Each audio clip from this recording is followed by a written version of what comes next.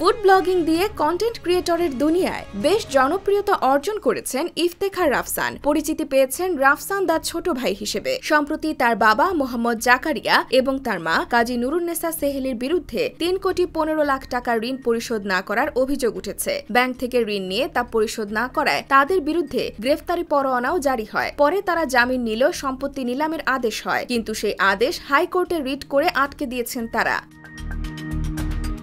সম্প্রতি কন্টেন্ট থেকে নিজের আয় করা টাকায় বাবা মাকে অডি গাড়ি উপহার দিয়ে নতুনভাবে আলোচনায় আসেন রাফসান দা ছোট ভাই। কিন্তু তার বাবা ও মা বিপুল অর্থের ঋণ পরিশোধ না করার বিষয়টি নিয়ে সামাজিক যোগাযোগ মাধ্যম ফেসবুকে একটি পোস্ট করেছেন সায়েদ আব্দুল্লাহ নামের এক ব্যক্তি। পোস্টের কমেন্টে তিনি রাফসান দা ছোট ভাইয়ের বাবা ও মায়ের ঋণ নেওয়ার, সম্পত্তি নিলাম হওয়ার এবং রিট পিটিশনের ডকুমেন্টও সংযুক্ত করেছেন।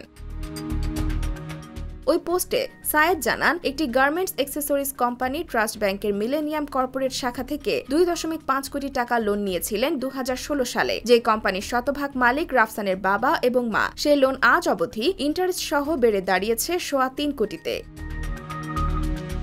IBTV USA, new York.